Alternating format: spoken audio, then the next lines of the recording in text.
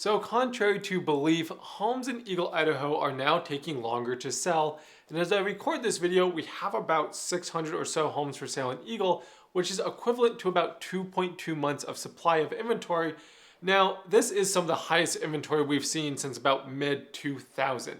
And yet, we are still not at a balanced market. But we might be headed that way. We'll see what interest rates do and how demand fluctuate this year. But in this video, I'm actually going to break down 5 reasons why specific homes are just taking a lot longer to sell. And I'm not here to call out any specific agents or sellers or anything like that. I'm simply going to be giving my personal opinion as an individual who is very data driven and consistently is helping people buy and sell here in Eagle, Idaho. So let's dive into it. By the way, my name is Matthew, and thank you for those who have been reaching out to Rachel and I. We love helping you out, so if you are thinking of making the move in and around Eagle, please shoot us a text, give us an email, or just straight up give us a call. We can save you a ton of time and help you accomplish your real estate goals here in the Treasure Valley. And Rachel and I think we're pretty fun to hang out with, or at least we think we are. So anyways, generally speaking, for the past few years, our month of supply inventory has been right around 1.5 months, give or take. Now, that is extremely low. Actually, it's pretty unhealthily low. And that's why we've seen home prices here in Eagle just skyrocket over the past few years.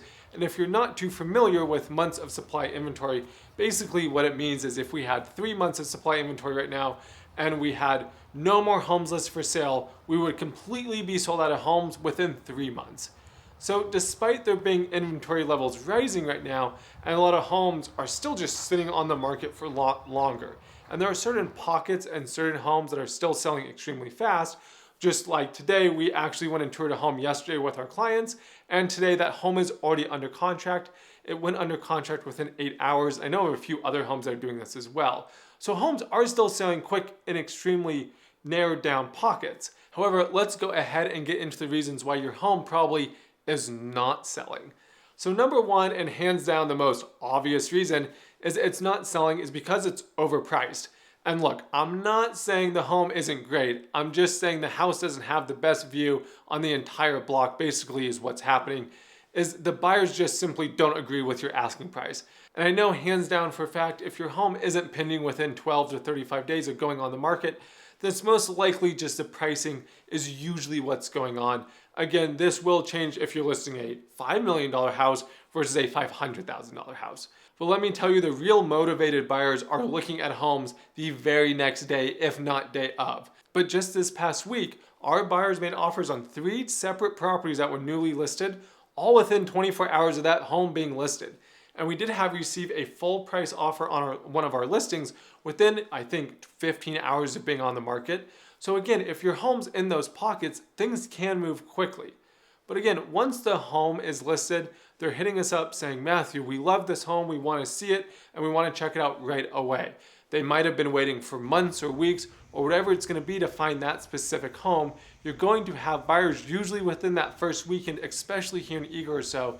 So if you're seeing homes in and around your neighborhood go pending, maybe within a week, maybe within 2 weeks, or maybe you're getting showings and you're just not getting any offers, then it's very likely that buyers out there shopping just don't agree with your asking price. Now, yes, of course, you can wait around and hopefully get that higher price, and it could happen. But I really only think it's going to happen if 2 things happen to the market. The first one is inventory levels suddenly drop. You know, there's leaving you with less seller competition, or if interest rates drop. Now, if your interest rates stop, then guess what? Buyers are going to have more purchasing power, so they can pay those higher prices. But if those things don't happen, then you're just gonna sit around and you're probably gonna have something called a stagnant listing. This is where the old product and people simply seem to think that there's something wrong with it.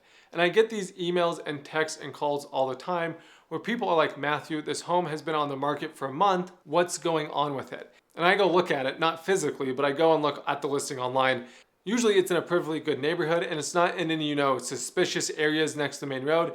It's just usually the price is what it is. So the next reason is it's tenant occupied.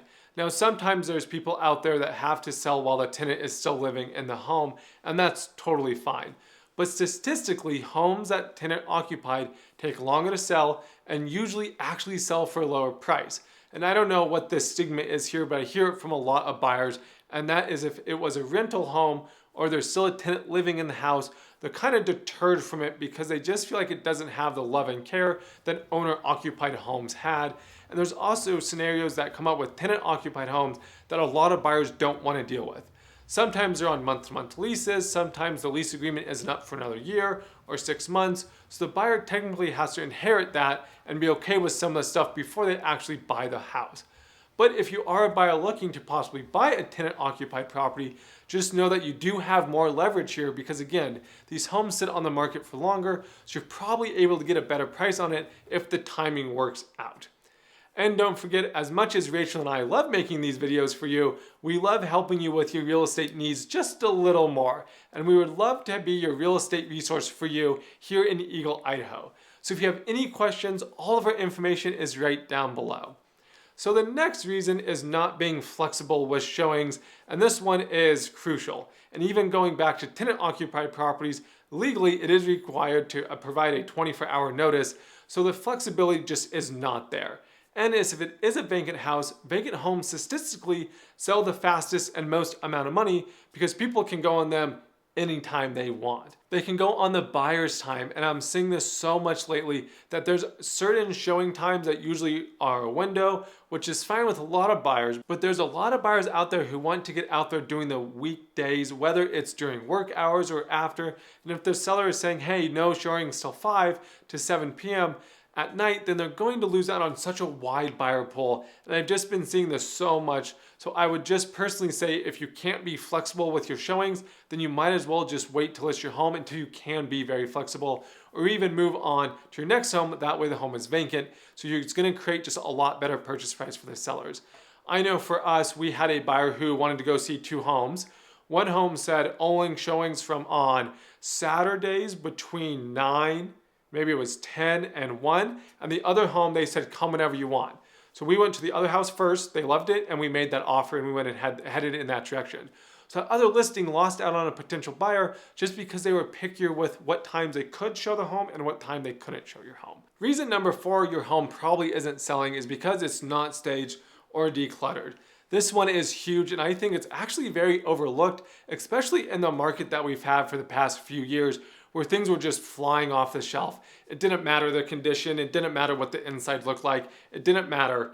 However, nowadays we have to dress to impress, especially to the buyers out there, because first impressions are everything. And staging, when you comes down to putting $2,000, $3,000, the staging can go so far and return your ROI a lot. So whether it's $25,000, $50,000, or even $100,000 over asking price, all because you just staged the home correctly. It really is amazing how much this plays a factor, and sometimes these homes don't even need to be fully staged. A lot of people out there have some really good taste with their furniture, their style, and all that stuff. So sometimes you just need to do a little bit of decluttering, take out some of your stuff, your personal touch that you did with the home, so that way buyers can really walk into the house and envision what it's going to be like for them living in this home. Especially when they're vacant, there's no furniture, there's nothing. It's really hard for buyers to envision. And I've been there before with buyers where we're in the house and they say, okay, I'm gonna put up my TV over there. Maybe my couch can go here. Maybe it's gonna go over there. Oh, what would we do with this dining room over there? Sometimes it's really hard to kind of paint the picture. And like I said, I've been sitting in these homes for like 30 minutes. I don't have any furniture with the buyers trying to figure out where they're gonna put all of their things. But when the staging is done right, it just adds that complete vision that really helps the house sell a lot quicker. The other part of this is having amazing listing photos. I have seen homes that are priced at $2 million that have horrible listing photos. No floor plans, no drone photos, nothing. In today's age, everyone is looking at our homes online. So it needs to show amazing there first, and it really can come down to photos. The other part of this is you don't need to show every single nook and cranny of your house. There's some listings I click on that have, probably kid you not, 75 photos. The buyer's gonna get fatigued flipping through 75 photos. Sometimes you just need to show the amazing parts of your home, create some interest, and then have the buyer be so interested they want to schedule a showing. Because that's really the goal with your listing photos and all that marketing, is to get them into the home or to book the showing. So the next reason is your home is listed in a certain price point. Now, I'm not talking about prices in the sense of being overpriced or underpriced. This is going to be completely different. But what I'm saying is that the price point in which your home is listed can directly correlate with how many buyers can actually afford that price point. So obviously, if you're priced in the 600,000 to the 1.3 million range, this is going to have a lot more affordability, especially for people here in Eagle, Idaho. And you're just gonna have a lot bigger buyer pool. And that is a price range I'm seeing consistent offers and even possibly multiple bids. Like I said, that one home that we toured with my clients 2 days ago that was under contract within maybe 15 hours, it was a $1.1 million house. They received 3 offers, accepted the best one, and called it a day. But of course, they were also doing a lot of the other things we talked about. These are the homes that are still flying off the shelf for the most part. But as you get into that 1.4, 1.7 plus million range, this is where you're going to see it slow down a little bit. Because obviously you have a lot less people that can afford that, so your buyer pool is just gonna shrink and it's gonna slow down a little bit. And this is completely normal and okay, because it does take a little bit longer to source a buyer at this price point because it's more expensive, so homes are going to sit a little bit longer on the market before they sell, simply because they're priced in that higher price range. But when you're in those lower price points, let's say right around 700 to 1.1, which is still very expensive, however, in this price range, we're going to see a lot of those homes selling really, really quickly compared to a lot of the other price ranges, especially when it comes to homes with the bigger lots. For example, Eagledale listed 3 bigger lots to build on and all sold within 3 days of going live. Funny enough, they actually sold to another builder in our area. So not only do you have regular people going after these homes and these lots, you have sometimes builders going after these lots so they can build spec homes on them and then sell that spec home. The same thing is happening in Dry Creek Ranch and Carrara Estates. The bigger lots are just flying off the shelf, while those smaller lots that are 0.23 acres around there are just sitting a lot longer. Speaking about new construction, and a bonus one here is new construction homes are just sitting a lot longer, and I believe they're sitting for a few reasons. One, builders are just pushing prices and just then building things that we don't really want or floor plans that just don't make any sense. New construction homes are sitting on the market almost 22% longer compared to last year at this time. And the average time from going live from a build to closed is about 70 days. I think this is happening for 2 reasons. The first is builders are pushing prices, like I said. And why not? In certain neighborhoods, the homes are still selling really, really quickly. Dry Creek Ranch, Terraview, Millstone Farm, and Eagledale. However, in other neighborhoods built by big production builders are taking longer to sell as they're going after more quantity over quality. But Eagle is also seeing a big influx of duplexes this year, and while those are great and come at a much more affordable price, not very many people are interested in them. The clients who are debating between a duplex and Eagle would rather just buy a home in Star or a home in Meridian. So they kind of debate it for a little bit, I go show them the differences, and 9 out of 10 times they're choosing the home in Meridian or just the home in Star. So not many people want the duplexes. So they are taking longer to sell, and like I said, hardly anyone wants a smaller home or a smaller lot. And a lot of people moving here really don't want the smaller lot. They're moving here for the yard and the space. I'm curious to hear what your thoughts are about this. These are just my personal opinions and why I think things might be slowing down for some certain homes and why they're not selling. So if you have any questions or need help with your real estate goals, please make sure you're reaching out. All of our information is right there down below. And of course, I have a couple videos right here that will probably be extremely helpful as well. So I hope to see you over on those videos, and I hope to show you around town soon. Thank you for watching.